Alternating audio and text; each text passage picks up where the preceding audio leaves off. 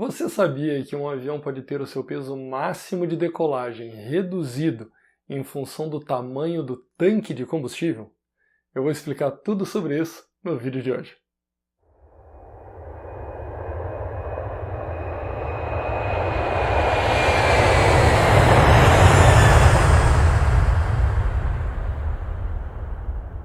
Olá pessoal, tudo bem com vocês? O assunto do vídeo de hoje vai tratar de uma coisa chamada fuel tankage. E atenção, vamos começar do princípio. Fuel tankage não é a mesma coisa que fuel tankering. São duas coisas distintas, o assunto de hoje é o primeiro, não é o segundo. Fuel tankering diz respeito a um abastecimento a mais do que o necessário toda vez que o preço do combustível vale a pena em algum lugar. Eu vou explicar isso em um outro vídeo aqui do canal. Por enquanto vamos falar sobre fuel tankage. Mas para falar de fuel tankage, o que a gente precisa saber? Assim como eu fiz no vídeo da semana passada, eu vou começar com uma analogia de carro. Vamos imaginar que você está a fim de passar o final de semana em Aracaju e mora em Salvador. Você pega o seu carro e vai sozinho de carro de Salvador até Aracaju. Para ir de Salvador até Aracaju, você saiu da capital baiana com 3/4 do tanque de gasolina cheios. À medida que você andou, o tanque de combustível vai diminuindo e quando chegou em Aracaju tem essa quantidade de combustível. Marca aí. Vamos voltar para Salvador. Final de semana seguinte você está a fim de repetir o passeio, mas dessa vez vai cheio de amigos no carro. O carro agora com lotação máxima, 5 ocupantes, e ainda o bagageiro lotado, que não vai só passar um dia, mas vai passar uns 3 ou 4 por lá. Você vai repetir exatamente o mesmo trajeto, nas mesmas condições climáticas, usando a mesma velocidade do seu carro. Quando chega em Aracaju, talvez para surpresa de alguns, vocês vão ter um pouco menos de combustível no tanque. Por que isso? Porque o carro estava mais pesado e para desenvolver esse trajeto ele teve que fazer mais força. Pois bem, um avião é exatamente a mesma coisa. Se eu botar aqui um avião e distribuir aquelas 4 forças fundamentais que a gente aprende lá no piloto privado, sustentação, arrasto, peso e tração, a gente vai ver o seguinte: toda vez que o avião está mais pesado, a gente tem que produzir de alguma forma mais sustentação para mantê-lo voando. Se eu produzir mais sustentação, um subproduto disso, automaticamente, o avião está produzindo um pouco mais de arrasto. Se ele produziu mais arrasto, é necessário para manter o voo produzir mais tração. E se a gente produziu mais tração, o nosso consumo de combustível vai aumentar. Então, uma relação direta. Quanto maior o peso, maior o consumo de combustível, tanto de um carro quanto de uma aeronave. Agora vamos a um exemplo prático. A gente quer pegar um Boeing 737-800, enchê-lo de passageiros e carga, sair de Guarulhos e viajar até a República Dominicana, Punta Cana. É possível fazer isso com esta aeronave?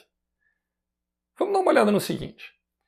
Eu enchi esse avião de passageiro, eu enchi esse avião de carga e eu agora vou começar a colocar combustível para fazer a minha rota. À medida que eu vou colocando combustível, vejo quão longe eu consigo ir. Até aqui eu enchi já o tanque das minhas asas, agora eu vou começar a encher o tanque central e até aqui eu enchi o meu tanque central. Veja, eu já tenho o meu tanque central e o tanque das asas completo e eu não consegui autonomia para chegar no destino. Considera aqui que eu estou contando já com combustível reserva, tanto para seguir para o alternado, mais os 30 minutos, mas aquela coisa toda que a gente já viu em outro vídeo. A questão é, como é que eu faço para viabilizar esse voo? Como eu falei para vocês, um avião mais pesado consome mais combustível. O pensamento reverso também é verdadeiro. Um avião mais leve consome menos combustível. Então é possível estender o alcance desse avião, mesmo sem colocar uma única gota a mais de combustível? Afinal, o tanque já está cheio. Sim, é possível. Como a gente faz isso? Reduzindo o peso do avião. E o peso, obviamente, não será combustível que tu vai reduzir, mas é a outra coisa que é possível reduzir em um avião no momento, ou melhor, antes da decolagem. Ou seja, a carga paga. E isso envolve carga propriamente dita que vai no porão e os passageiros. Se a gente reduzir um pouco da carga, eu consigo aumentar um pouco da distância voada. Se eu reduzir agora o número de passageiros, também reduzir o peso da minha aeronave, e eu aumento ainda mais um pouco a distância voada. De maneira que, agora com a mesma quantidade de combustível que eu tinha logo antes, reduzindo o peso do avião na decolagem, eu consegui fazer com que esse combustível durasse mais tempo e me permitisse viajar uma distância maior, chegando no meu destino. Então, a gente vê neste gráfico que vai aparecer aqui ao meu lado, que a quantidade de payload, carga mais passageiro, que uma aeronave pode levar num voo depende totalmente da distância que está o destino. Se por um acaso esse avião vai fazer um voo de mais ou menos 2.000 milhas, e aqui é um exemplo de um Boeing 737-800, eu consigo levar a capacidade máxima de payload para o qual esse avião foi projetado. Eu consigo encher ele de passageiros, cerca de 190 passageiros, e ainda botar muita carga, ou alguma carga, no porão desse avião. Para fazer um voo maior do que 2.000 milhas, eu já começo a ficar restrito em função do peso máximo de decolagem dele, e não do peso máximo de payload que ele pode levar, em função do Maximum Zero Fuel Weight. E eu vou ter que reduzir um pouquinho, pelo menos a carga. Não chego a afetar tanto o número de passageiros, eu vou ficar aqui com cerca de 185, mas a carga eu vou ter que tirar.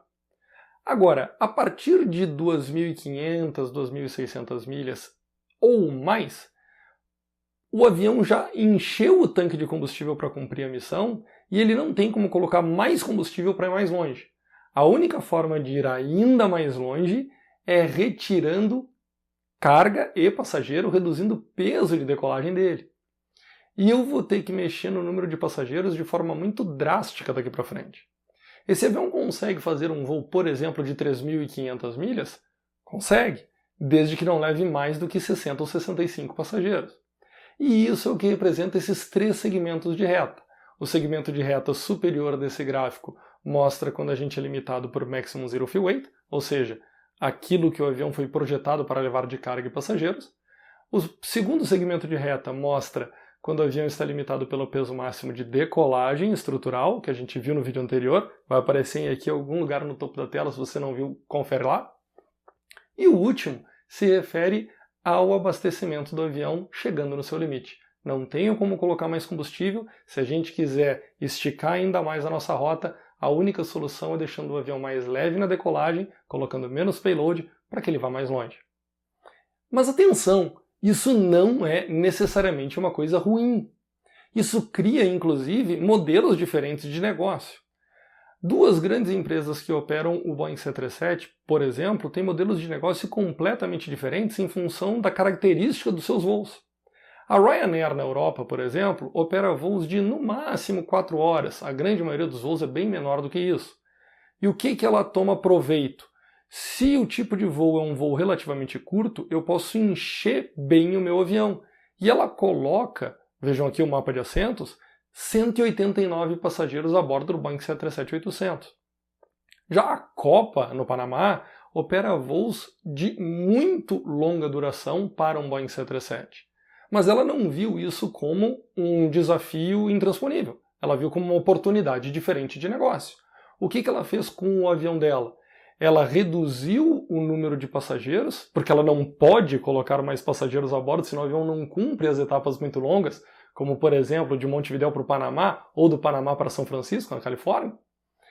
E aproveitou para colocar ali uma classe executiva e assentos premium para cobrar mais por esses assentos, para poder viabilizar o voo também economicamente.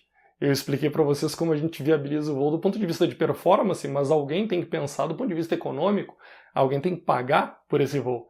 E esse foi o modelo de negócio que ela descobriu. Ela descobriu que ela, colocando uma classe executiva, colocando uma classe premium, oferecendo um serviço diferenciado, eu uso esse avião com menos passageiros, mas faço com que esses passageiros paguem mais caro pela passagem e consiga eu então fazer este voo com esta aeronave. Resumindo a nossa análise, toda vez que o avião teve o número de passageiros e carga, ou seja, o payload, peso máximo de decolagem, restrito, reduzido, em função de precisar aumentar a sua autonomia e não ter como colocar mais combustível a bordo, a gente chama este limitante de Fuel Tankage Limited Takeoff Weight.